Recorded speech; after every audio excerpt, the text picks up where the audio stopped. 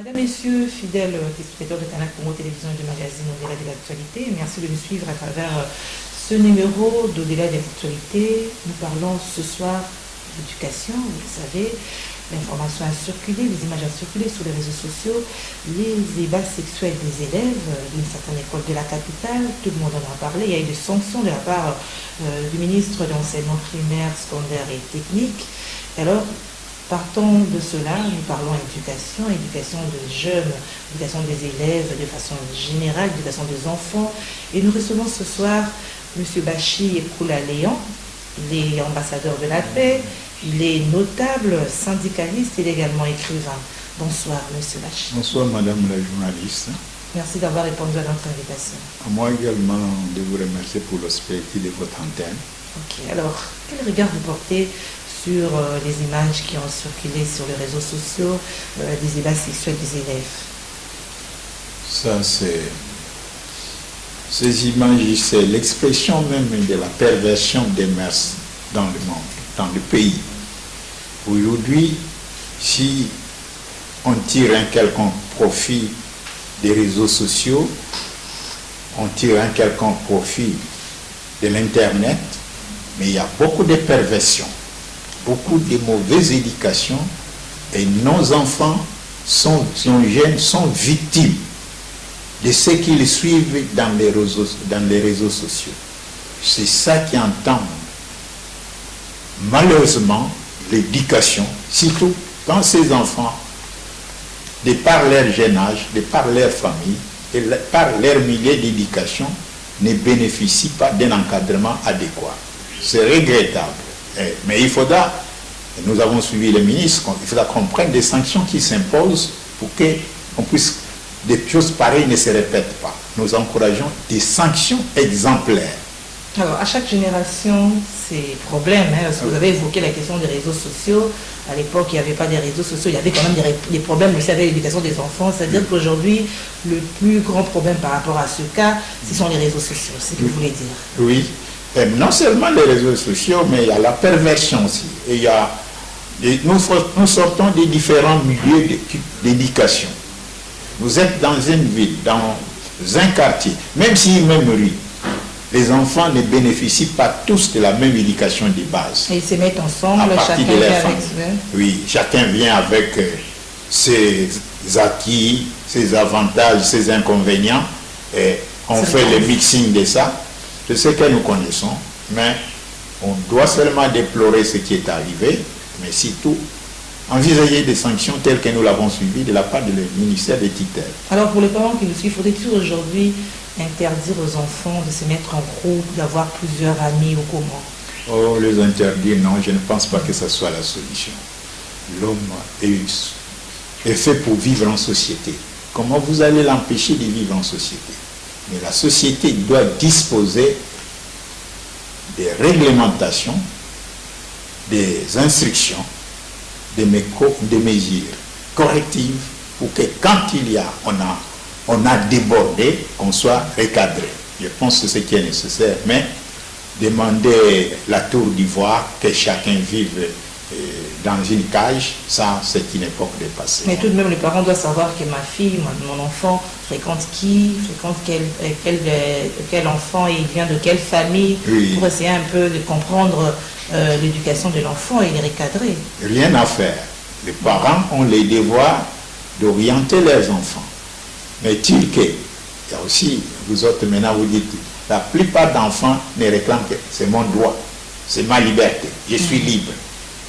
Les droits de l'homme aujourd'hui, la liberté. Mais en face de la liberté, il y a aussi la limite. Et en face du droit, il y a aussi les devoirs. On doit savoir marier les droits et les devoirs, les libertés et les limites des libertés. Alors, comment doit se comporter un parent devant un enfant pour essayer un peu de mettre des freins, des barrières par rapport à ses limites, par rapport à ce droit? Je ne me permettrai pas une prétention ni une censure des parents, mais je puis me permettre quelques recommandations. Le parent doit d'abord lui-même faire preuve d'exemplarité. des modèles. Dans la famille, on doit se comporter en modèle. On doit donner l'exemple aux enfants pour que les enfants suivent ce que les parents font. Et papa n'aime pas ça, maman n'aime pas ça. Et papa lui-même doit être aussi correct. Et pas, ça ne sert à rien de demander aux autres de suivre votre exemple si vous n'en avez pas un. Être un modèle. Hein? Être un modèle. Donc moi je pense que nous avons cédé, mais malheureusement, nous pouvons avouer que de par les temps qui passent, il y a très peu de parents qui sont modèles. Il n'y en a pas beaucoup, en tout cas, de par les temps qui courent. D'abord, il y en a qui eux-mêmes n'ont pas bénéficié de la bonne éducation. Et comment ne partager aux autres ce que vous n'avez pas bénéficié vous-même? Aujourd'hui, surtout avec le prétexte actuel, c'est la crise économique, c'est la crise sanitaire, c'est la crise politique depuis bientôt 30 ans. Bien qu'on commence à sortir un peu petit à petit de l'ornière, mais on est loin de l'auberge. Hein? On n'est pas encore sorti de l'auberge, mais les parents, je demande que chaque parent se comporte d'abord en modèle. Ils se disent comment les autres me voient dans la société. Est-ce qu'ils me voient en tant que responsable ou non? Mais je dois vous avouer qu'il y a très peu qui servent encore de modèle. Alors, il faudrait-il, par rapport à cela, il y a un problème au sujet de l'éducation. Faudrait-il alors aujourd'hui faire la part des choses? Est-ce que l'éducation des enfants, c'est à l'école ou à la maison? Qu'est-ce que je peux dire par là? Un enfant qui est mal éduqué à la maison, peut-il se transformer au niveau de l'école? Quelle est la part? Ok. Et là, les responsabilités sont partagées. Il n'y a pas un cloisonnement entre l'école, la famille, l'église, les milieux ambiants. Il y a une certaine éducation qui doit partir d'abord de la famille. Papa doit savoir, les enfants dorment à telle heure, ils se réveillent à telle heure, ils sortent à telle heure, ils rentrent à telle heure, ils mangent à telle heure. On doit avoir ces normes que les enfants doivent suivre en famille. Quand on parle à un adulte, on parle avec quelle position veut. Ça, c'est la famille. Et l'école vient appuyer la famille pour donner, puisqu'il y a des parents qui eux-mêmes n'ont pas été n'ont pas eu la chance d'aller à l'école. Quand les enfants vont à l'école pour avoir une plus-value, une valeur ajoutée à l'école qu'ils n'ont pas eu en famille. Alors, il faudra que, même l'école aussi, il faudra que ces enseignants et même soient aussi éduqués. Et pour avoir l'éducation, je dois vous avouer que beaucoup d'enseignants et même d'inspecteurs ne font pas preuve de bonne éducation. Ça, c'est le constat. Et vous le verrez dans les églises. Beaucoup de responsables d'église ne font pas preuve de bonne éducation. Vous verrez ça en politique. Moi, je pense que je ne vais pas être trop critique, mais notre société est caractérisée par une certaine adolescence. Vous trouvez les adolescents dans tous les domaines, économiques, politiques, même journalistiques chez vous, même religieux.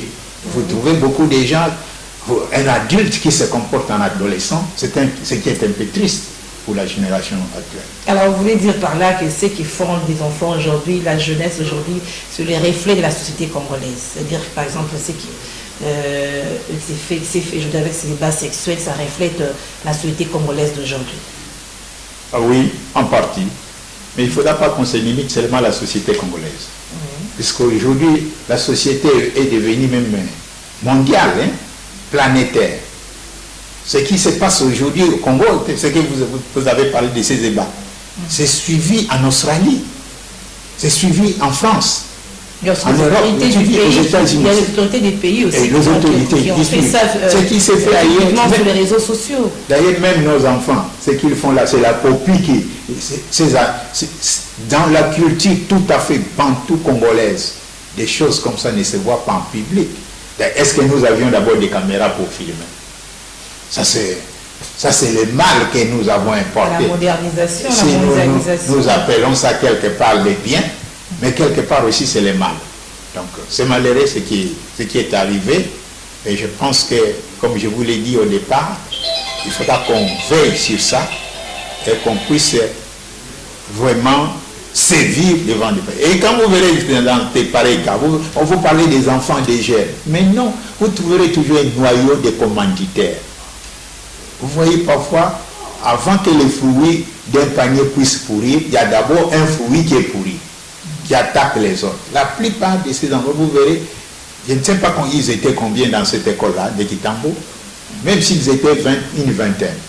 Mais dans des analyses psychologiques, dans les analyses des services, vous trouverez toujours qu'il y a un qui est à la base, un ou deux. Et puis les faits d'entraînement, ils entraînent par curiosité les autres. C'est pourquoi on doit arriver à identifier les mâles. Quand on identifie les mâles, quand on sévit à la base, on peut peut-être non l'éradiquer, on peut les diminuer. Alors, le débat, c'est aussi par rapport aux sanctions infligées à ces élèves auteurs de ces débats sexuels. Pour certains, les sanctions sont trop lourdes. Qu'est-ce que vous en pensez? Qu'est-ce qu'on devrait faire, infliger comme sanction à ces élèves? Je dois vous avouer, madame, je n'ai pas suivi, je n'ai même pas cette sanction, ces barèmes des sanctions. Je ne saurais pas donner un point de vue responsable, d'un responsable, puisque, mais moi je pense que des sanctions, pour qu'elles soient correctes, honnêtes, doivent être proportionnelles aux infractions, aux délits commis. Par exemple, si on peut sanctionner l'enfant, je ne sais pas, je crois qu'il n'y a pas eu de sanctions. Les élèves ont été exclus des écoles, du réseau, des écoles conventionnées catholiques. Ok, si, ça c'est une sanction qui n'est pas extrême, puisque exclu de cette école, peut-être cet enfant, ça va lui servir d'exemple, ça va lui servir de leçon, mais il peut prendre une inscription dans une autre école. Mais peut-être si c'était des sanctions d'emprisonnement pendant 10 ans, ou bien sanctions de peine de mort, ça on pouvait croire que c'est un peu exagéré. Il n'y a pas eu de peine de mort, il n'y a pas de peine d'emprisonnement. Je ne sais pas, peut-être la justice va se saisir aussi du dossier, ça ce n'est pas encore le domaine éducatif, mais dans le domaine éducatif, on s'est limité à l'exclusion. Alors, étant que parents, si on essaie un peu de se mettre à la place des parents de ces élèves, quel conseil ou message lancer à ces parents qui aujourd'hui sont choqués de voir leurs filles, leurs garçons dans des actes pareils? D'abord, je suis des natifs sévères. Oui. Moi, il y a des gens qui peuvent prendre du plaisir à voir ces photos-là. Moi, je ne prends même pas plaisir. J'ai horreur à voir des choses comme ça. Je suis sévère. Pour moi, ces enfants doivent être sanctionnés. Et sévèrement sanctionnés alors. Mais rééduquer aussi. Et les rééduquer, il faudra les identifier. Et vous savez, la sanction d'abord, elle est même divine et elle est biblique.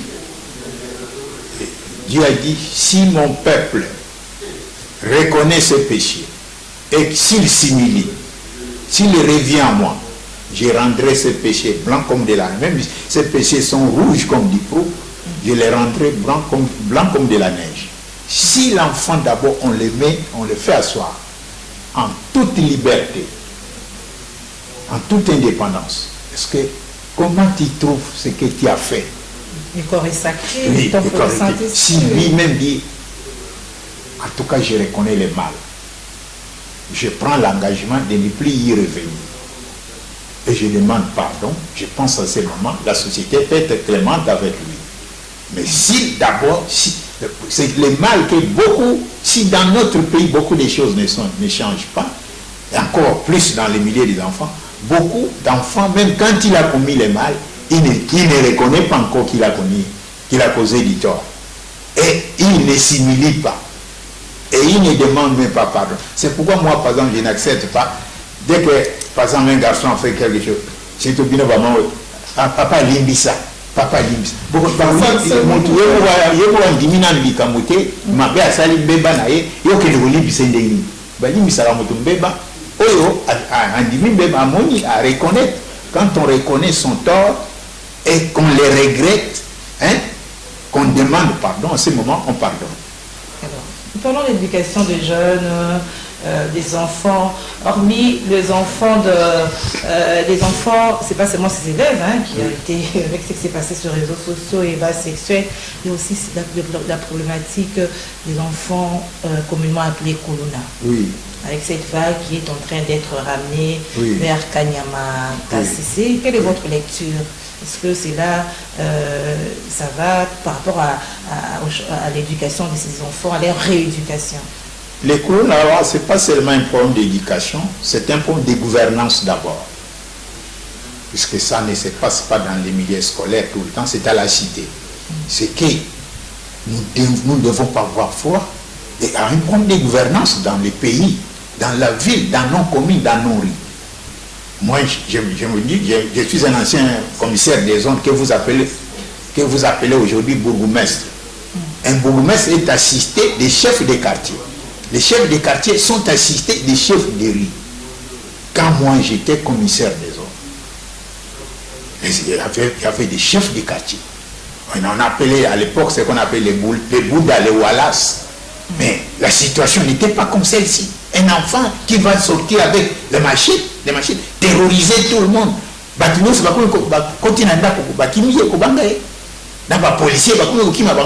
Non, des choses comme ça ne doivent pas se faire. C'est un problème de gouvernance. Nous n'avons pas de gouvernants qui sont à leur place. Ça, c'est moi qui l'ai dit, ça m'engage. On a tendance de pousser les tout trop haut. Oh, le président de la République, le premier ministre, les ministres.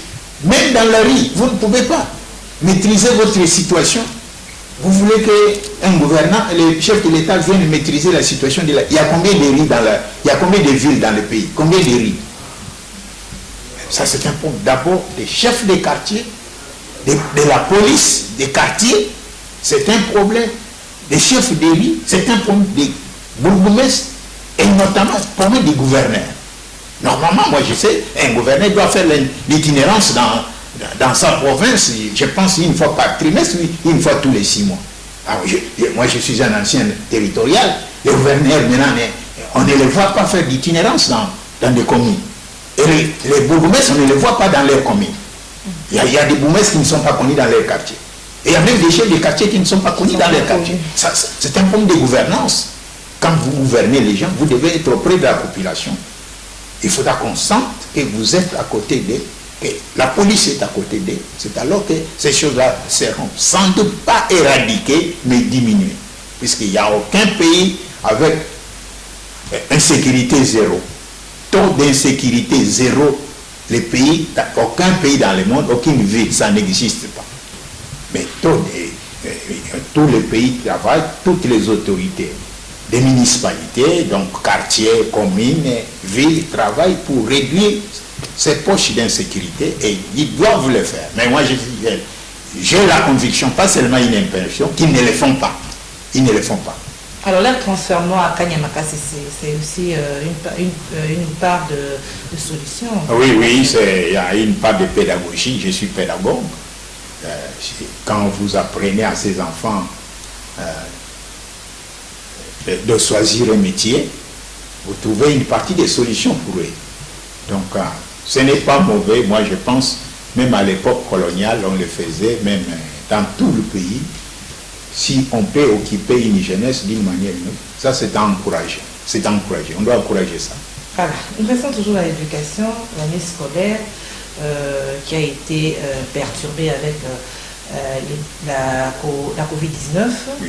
Est arrivée à sa fin, oui, malgré cette perturbation. Alors, comment est-ce que, s'il faut juger cette année, est-ce que les élèves, selon vous, ont eu à bien assimiler les leçons malgré tout ce qu'il y a eu comme problème? Je pense là, je peux parler avec optimisme en tant qu'enseignant moi-même, parent, inspecteur général. Je pense que nous, du moins à l'EPST, nous gardons nos promesses.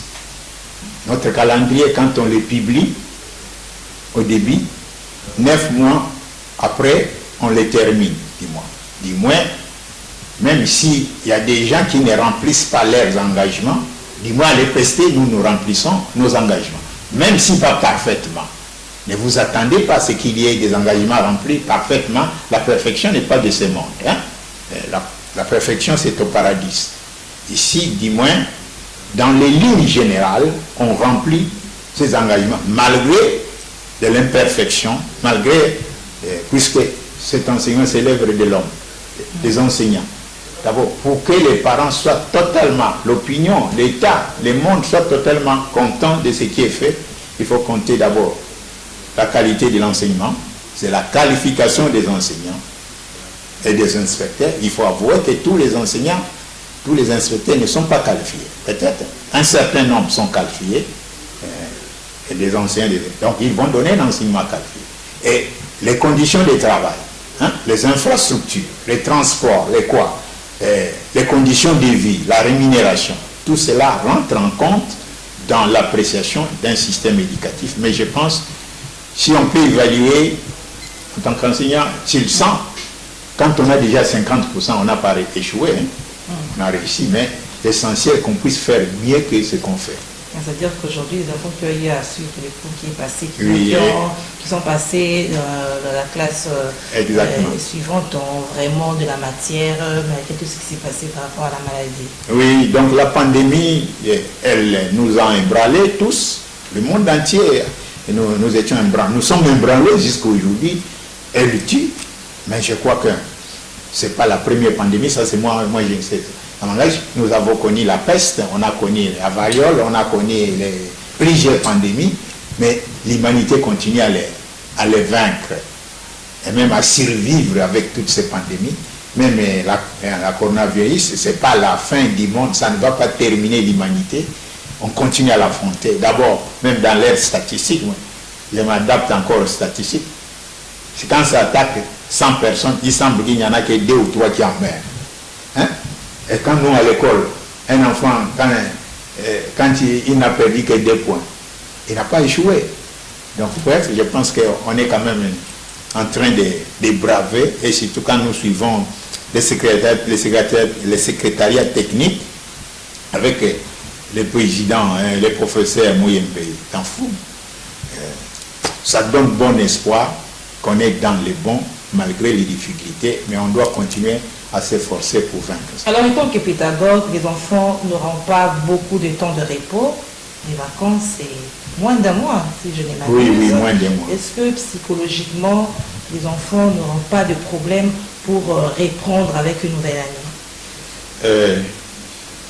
Je pense en toute objectivité, 1 mois de vacances, ce n'est pas trop peu.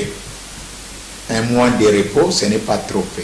Vous savez, même dans des services, vous qui travaillez, vous pouvez avoir des vacances de 30 jours. On vous dit après 15 jours, venez reprendre le travail, n'est-ce pas? Et les enfants, sommes assez matures. Je sais que c'est pas habituel, c'est pas commun, mais c'est pas aussi trop extraordinaire. Ils auront quand même 1 mois de repos, ils vont reprendre. Cette année, je pense que la situation peut redevenir normale dans 2-3 ans, rentrer dans ce cycle de 2 mois de grandes vacances. Que les parents n'auront pas assez de temps de se préparer pour ramener les enfants à l'école de façon tout le temps. Financièrement, matériellement. Même quand c'était 2 mois de vacances, les parents ont toujours dit on n'a pas eu beaucoup de temps pour préparer. Il y a toujours des problèmes. Toujours des problèmes. Il y a aussi c'est la situation générale du pays. Oui, toujours. Vous savez, nous sommes sur la terre des hommes. Jamais rester naïf qu'on va vaincre tous les obstacles, non. Il faut seulement avoir le courage. Dire que nous sommes devant un obstacle, mais nous devons trouver une solution. Mais malheureusement, dans ce problème, la culture congolaise, parfois, on s'est complaît de continuer avec les problèmes au lieu de passer vite du problème à la solution. Surtout que les parents cherchent toujours à avoir des nouvelles blouses pour les enfants, au lieu de repasser la vieille oui. Amener l'enfant à l'école. Exactement. Alors, la journée mondiale de l'alphabétisation, c'est celui septembre 2021. Alors une question me vient à cœur par rapport à l'alphabétisation. Est-ce qu'aujourd'hui, en tant que pédagogue, vous l'êtes, aujourd'hui un adulte, c'est facile de ramener un adulte qui n'a pas étudié et arriver à un certain âge, apprendre la lecture, est-ce que c'est facile? À dire que c'est facile, c'est trop simpliste. Ce n'est pas facile, mais ce n'est pas impossible non plus. Ce n'est pas facile, mais ce n'est pas impossible non plus, puisque c'est déjà prévu qu'on peut donner l'occasion à celui qui n'a pas eu à apprendre à lire et écrire, à calculer, à le faire. Donc, il n'est jamais trop tard pour apprendre. Pour elle, là, c'est pas déjà faible. C'est comme un vieux de 60 ans qui vient d'apprendre encore comment on écrit là, comment on lit. Est-ce que c'est pas difficile? Je ne sais pas, mais je pense qu'il y a des techniques, des stratégies qui sont prévues pour leur faciliter la tâche. Et il y a des programmes même. Je pense que l'alphabétisation relève du ministère des Affaires sociales, hein, pas de chez nous, de l'EPST. Je crois que pour les spécialistes de ces milieux, il y a des stratégies qui sont prévues pour remonter cet handicap. Il y a des stratégies. Voilà, je rappelle, madame, monsieur, fidèles téléspectateurs du magazine Au-delà de l'actualité, que nous recevons pour vous ce soir monsieur Bachi Yekula Léon. Lem, voilà, Bachi Yekula Lem. Il est ambassadeur de la paix, il est notable, il est syndicaliste et écrivain. Nous allons terminer avec la Sokoda, hein. Vous en faites partie, vous êtes administrateur à la Sokoda. La Sokoda sera en assemblée générale cette semaine, oui. Alors, qu'en est-il exactement? Oui, la Sokoda, surtout depuis ce dernier mandat, il y a 3 ans, est confrontée au problème de gestion résultant donc de ces statuts, de ces textes réglementaires.